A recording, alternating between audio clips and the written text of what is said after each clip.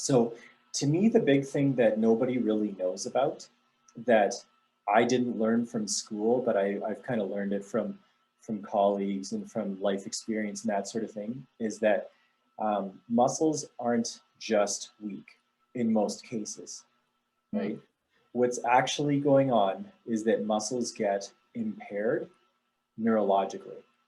So love it. there's a lot of different mechanisms in the body, whether it's coming from joints or nerve compression or strain or any number of different mechanisms in the body that impair the nervous system and Mm, therefore impair muscle strength.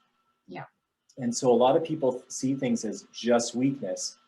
And so weakness you've got to strengthen, right?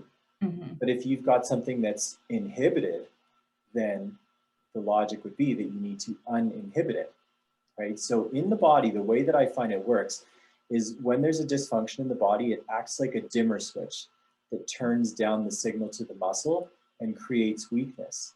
And if you know what that dimmer switch is, what the mechanism is in the body, you treat the dysfunction and it's like you turn the signal back up and you can restore strength instantly.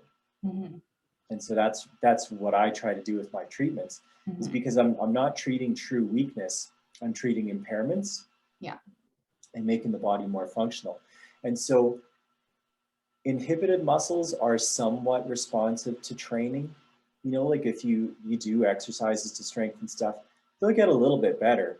But it's really easy to know where your limit is, and sometimes doing too much will actually injure those inhibited muscles. Mhm. And you know, in a lot of cases, things will just be unresponsive. You know, where maybe a muscle should get a whole lot stronger when you do this exercise, but really like very little actually happens. Yeah. And that's because the switch is turned down, right? It's Yeah. like you've got this dimmer switch effect on the muscle. And so that's really your root cause that needs to be resolved.